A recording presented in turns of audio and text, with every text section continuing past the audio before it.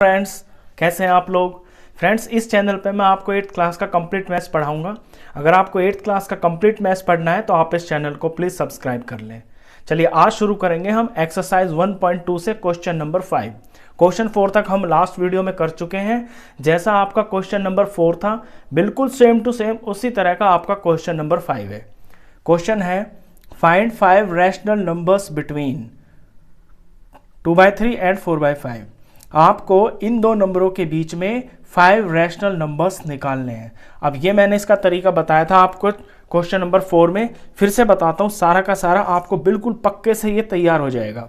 देखिए, जब भी आप दो नंबरों के बीच में आपको नंबर्स निकालने होते हैं, सबसे पहले तो आप उन दो नंबरों को ऐसे लिख लिया करें। ये मैंने लिख लिया इनको। उसके बाद सेकेंड स्टेप ये होता है कि जो इनके डिनोमिनेटर्स हैं इनका आपको एलसीएम निकालना है। तो अब 3 और 5 का आपको एलसीएम निकालना है, और 3 और 5 का एलसीएम आपका आएगा, ये 3 से किया 1 आ गया, ये 5 ही रहेगा। क्यों? क्योंकि 3 से 5 आपका डिवाइड नहीं होता पूरा। अगर पूरा डिवाइड नहीं होता है ना तो आपको वो डिवाइड नहीं करना होता, एज इट इज लिख देते हैं नंबर को।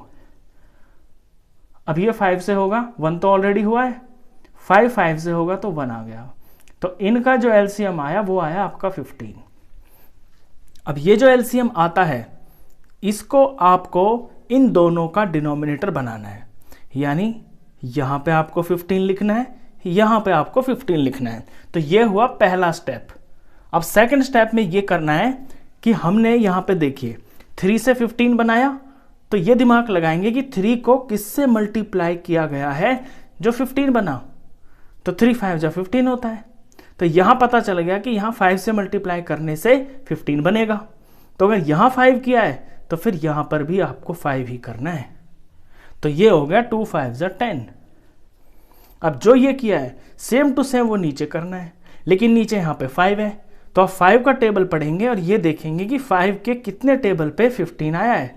तो यहां 5 3 जा 15 होता है। तो यहां 3 पता चल गया, तो आपको ऊपर भी 3 बनाना होगा। तो 3 से मल्टीप्लाई करेंगे तो 4 3 जा 12। और इन्हें बोलते हैं इक्विवेलेंट फ्रैक्शंस।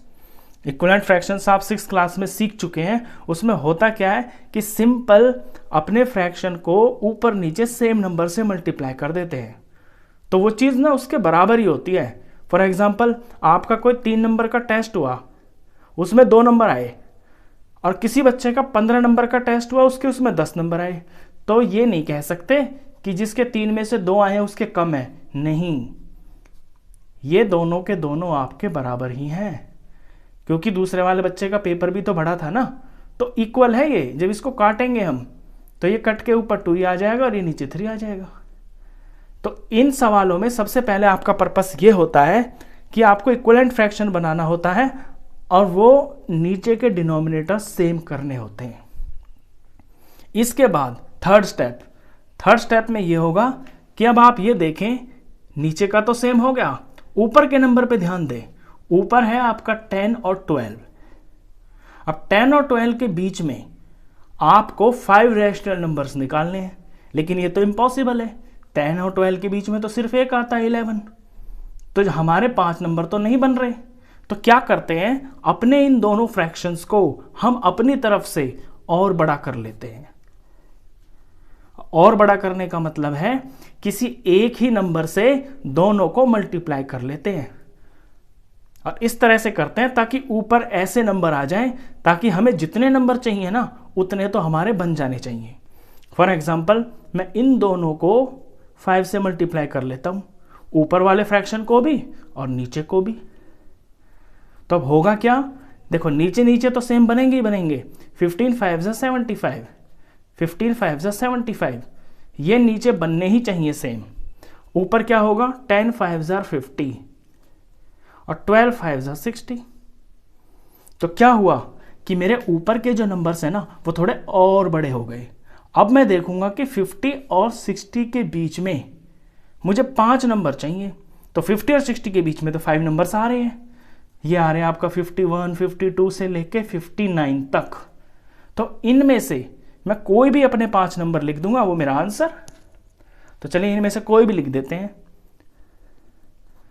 तो आंसर में आप लिख दें 51 और नीचे वाली चीज जो डिनोमिनेटर है ये आपको जरूर लगाना है।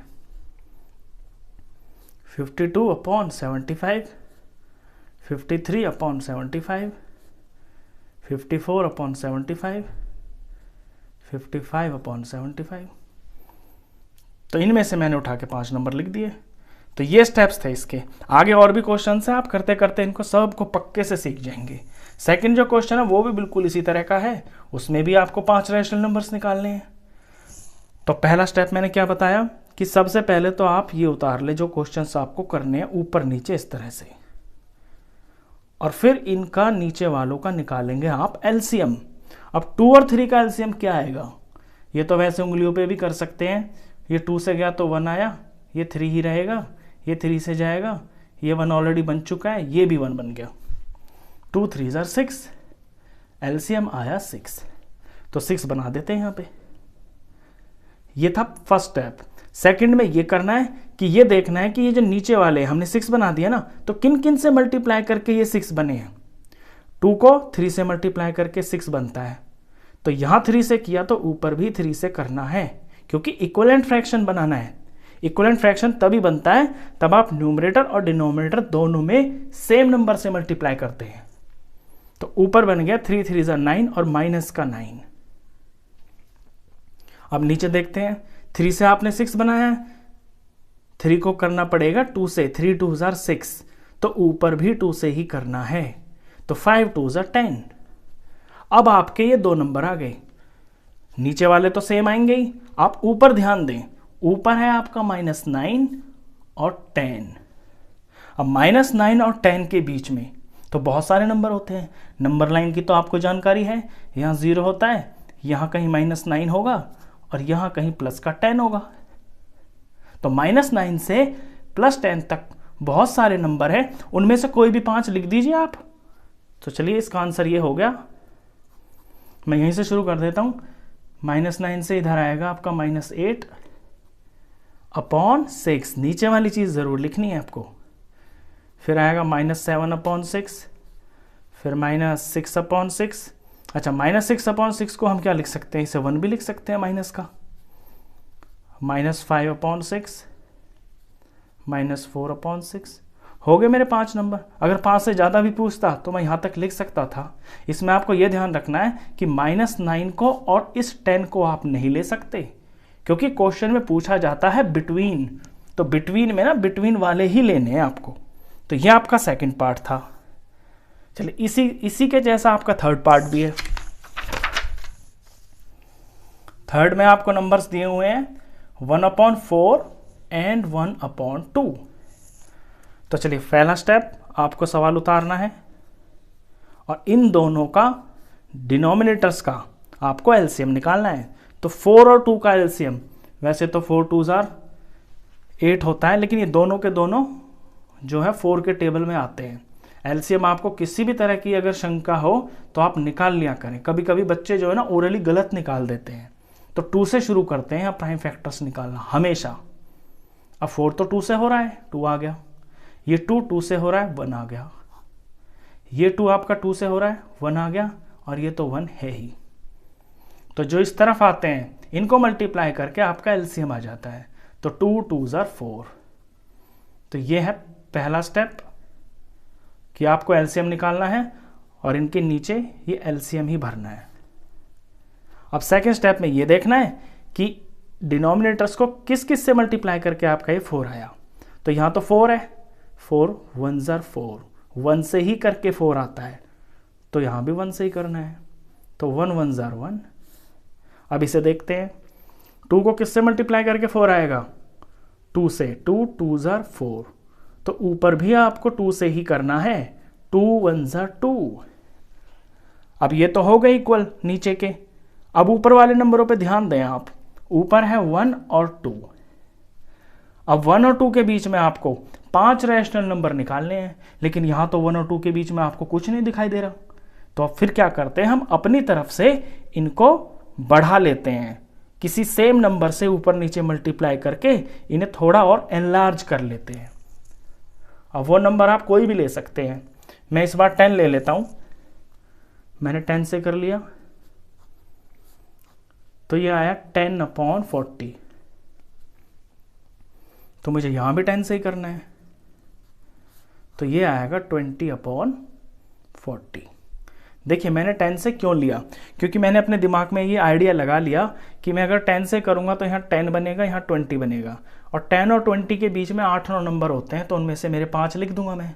अगर मैं यहाँ पे 5 से कर देता तो यहाँ 5 1 ज़ार 5 आता, और यहाँ 5 2 ज़ार 10 आता, और 5 के और 10 के बीच में आपके पूरे 5 नंबर नहीं बन पाते, क्योंकि 6 7 8 और 9 4 ही रहते ना।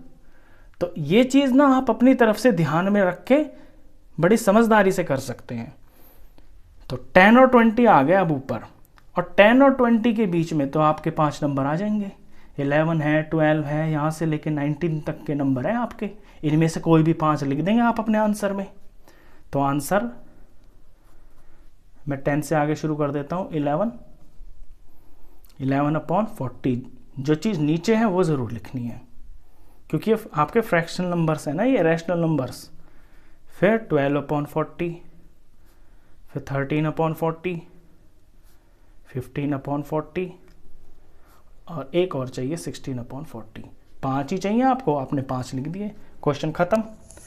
चलिए इसके बाद है आपका 6th क्वेश्चन। 6th क्वेश्चन जैसा क्वेश्चन बिल्कुल आपका 3rd क्वेश्चन था जो कि मैंने लास्ट वीडियो में करवाया है, बस उसमें फ़र्क इतना था कि उसमें स्मॉलर देन 2 पूछा था, यहाँ पे ग्रेटर देन -2 पूछा है। ये चीज़ आपको नंबर लाइन से समझ में आ जाती है। देखिए क्वेश्चन पढ़ते हैं पहले। Right 5 rational numbers greater than -2। -2 से बड़े आपको 5 रैशनल नंबर्स लिखने हैं। तो नंबर लाइन देखिए, ये है आपका 0, ये है आपका -1, ये है -2। हमें लेने हैं -2 से बड़े। अब जो बड़े नंबर्स होते हैं ना वो आपके राइट साइड में होते हैं, ये बात आप अपने दिमाग में गांठ बांध लें। -2 से राइट की तरफ जो होंगे ना वो सारे के सारे -2 से बड़े होंगे, और -2 से जो लेफ्ट में होंगे वो इससे छोटे होंगे। तो राइट वाले कोई भी 5 नंबर लिख दीजिए, आपका आंसर। तो देखिए -1 हुआ, 0 हुआ, 1 हुआ, 2 हुआ, 3 हुआ, और इससे आगे जो सारे के सारे ना ये -2 से बड़े ही हैं, तो कोई भी 5 लिख दीजिए आप। तो आंसर में हुआ, मैं यहां से लिख देता हूं -1 0 1 2 3, हो गए 5। तो ये आंसर है। अच्छा, कुछ बच्चों को ना अभी भी माइनस में प्लस में ना बड़ी कंफ्यूजन होती है। क्या होता है, 6th क्लास में अगर आपने बहुत अच्छे से नंबर लाइन को सीखा है और इंटीजर चैप्टर आपने बहुत बढ़िया तरीके से समझ के पढ़ा है, तो फिर आपको कोई दिक्कत नहीं होगी। मैं यहाँ पे थोड़ा सा आपको बता और देता हूँ कि बच्चों ये नंबर लाइन होती है, यहाँ आपका 0 होता है, यहाँ राइट साइड में 1 2 3 4 काउंटिंग्स चलती हैं, और यहाँ से पहले ऐसे -1 -2 -3 -4। अब जो भी नंबर अपने राइट साइड में होता है ना वो हमेशा बड़ा होता है। फॉर एग्जाम्पल मैं -2 को और 1 को ले लेता हूँ, इन दोनों में ना 1 आपका राइट साइड में है तो 1 ही बड़ा है, -2 से बड़ा है 1। अब कोई बच्चे सोचते होंगे कि यार ये तो 2 है, ये 1 है, तो 1 कैसे बड़ा हुआ, 2 बड़ा होगा? नहीं, क्योंकि 2 माइनस का है ना। अब माइनस को आप ऐसे समझ सकते हैं कि माइनस का मतलब होता है कोई कर्ज, और प्लस को ऐसे समझ सकते हैं कि जैसे कोई वो अपनी चीज है, और 0 को मतलब है कि ना तो उस बच्चे के ऊपर कोई कर्ज है और ना उसके पास खुद का अपना कोई सामान है। अब यही इस चीज को देखिए, कोई ऐसा बच्चा है जिसने 2 रुपए कर्ज ले रखे हैं, और कोई एक बच्चा है जिसके खुद के पास अपने 1 रुपए हैं, तो उन दोनों में कौन ज्यादा बढ़िया है, जिसके पास अपने 1 रुपए हैं या जिसने 2 रुपए किसी से उधार ले रखे हैं? जिसके खुद के पास अपना 1 रुपया है वो तो उधार वाले से भी बढ़िया है ना। तो इसलिए पॉजिटिव वाले नंबर जो होते हैं वो बड़े होते हैं। और माइनस में भी एग्जाम्पल बताता हूं आपको, देखिए ये 2 बच्चे लीजिए आप, -5 और -2। अब एक बच्चा ऐसा है जिसने 5 रुपए उधार ले रखे हैं, वो थोड़ा ज्यादा गरीब है। एक बच्चा ऐसा है जिसने 2 रुपए उधार ले रखे हैं, माइनस का मतलब हो गया कर्ज, कर्ज मतलब उधार। तो इन दोनों में कौन ज्यादा बड़ा है? बड़ा वो है ना जिसने कम कर्जा ले रखा है, वो ज़्यादा कर्जा वाले से ज़्यादा अमीर है। तो माइनस का जो नंबर होता है ना, जो छोटा, माइनस में जो छोटा नंबर होता है ना, उसकी वैल्यू बड़ी होती है, और नंबर लाइन के ऊपर आपका वो नंबर होता भी राइट में है।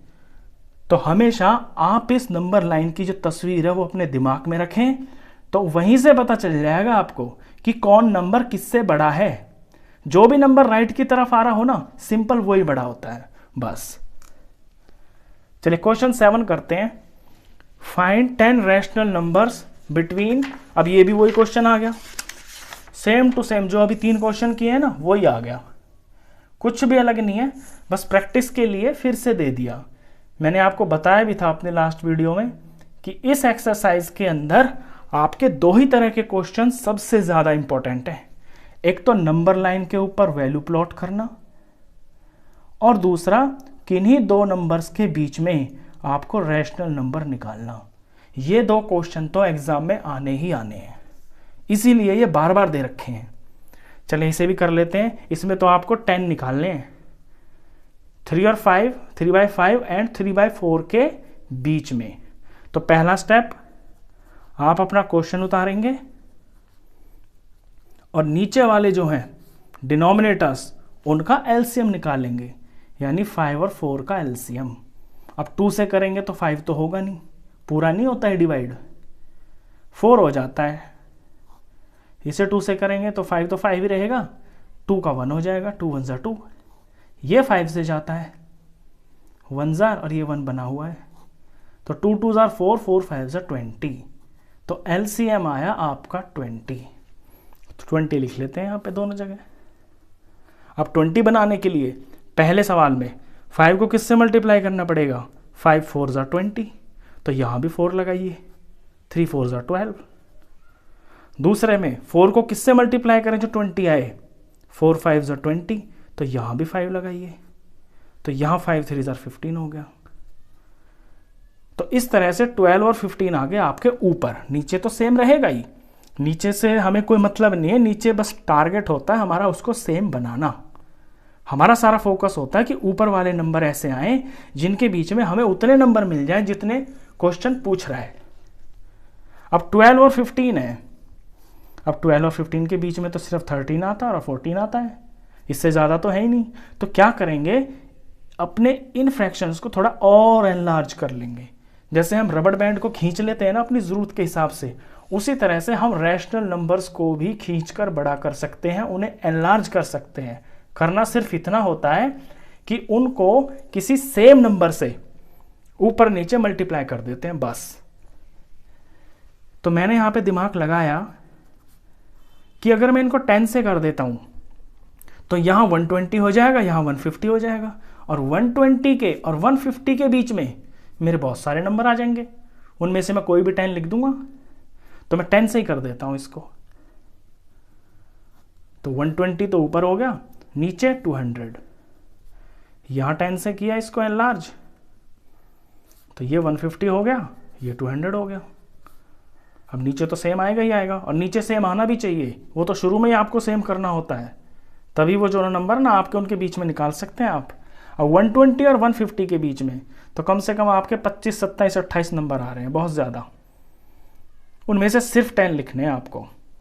तो आंसर में लिख देंगे हम 120 से अगला आएगा आपका 121, और 149 तक के ये नंबर, इनमें से मतलब 121 से लेके और 149 तक, इनमें से कोई भी 10 लिख सकते हैं आप, और इनके नीचे आपको 200 ज़रूर लगाना होगा। तो चलिए 121 से ही शुरू कर देते हैं। 121/200, 122/200, 123/200, 124/200, 125/200, 5 हो गए, 5 और लिख देते हैं। 126/200, 127/200, 128/200, 129/200, और ये लास्ट का हो गया 130/200। ये मेरे 10 नंबर आ गए। अब इसमें एक चीज़ और आप बच्चों ध्यान रखना कि ऐसा कोई रूल नहीं है कि आप 10 से ही करें या 5 से ही करें। अगर आप इसको 8 से भी करते हैं ना यहाँ पे, तो 12 8 जार कुछ आता नंबर, 12 8 जार आपका 96 आता। और यहाँ इसको 12 से करते, 15 को 12 से करते, तो कुछ जो नंबर भी आता वो आपका उनके बीच में भी आपके जो हैं 10 नंबर निकल आते। तो ये वाली जो चीज़ होती है ना, जब हम इन्हें एनलार्ज करते हैं, ये हम उस हिसाब से कर लेते हैं कि हमारा काम बन जाए बस। क्यों, ये मैं इसलिए बता रहा हूँ आपको, क्योंकि आपकी बुक के पीछे ना हो सकता है ये वाले आंसर ना लिखे हों। बच्चे सोचे कि यार ये तो सर ने तो ये आंसर करवाए हैं और बुक में तो कुछ और लिखा हुआ है, तो यानी कि या तो बुक गलत है या सर गलत है। नहीं, दोनों ही ठीक है, क्योंकि हो सकता है बुक वाले ने यहाँ 10 की जगह 11 ले लिया हो, या 10 की जगह 9 ले लिया हो, या 8 ले लिया हो, तो फिर नंबर कुछ और आ जाएंगे इस वजह से। तो चलिए, ये 7वां क्वेश्चन था आपका, ये एक्सरसाइज का लास्ट क्वेश्चन था। आई होप आपके सारे क्वेश्चंस बहुत अच्छे से समझ में आए होंगे। ये चैप्टर आपका कंप्लीट हो गया है। अगर अच्छा लगा हो आपको ये लेक्चर, ये वीडियोस आपको अच्छे लग रहे हो, तो इस चैनल को प्लीज़ सब्सक्राइब करें। Thank you.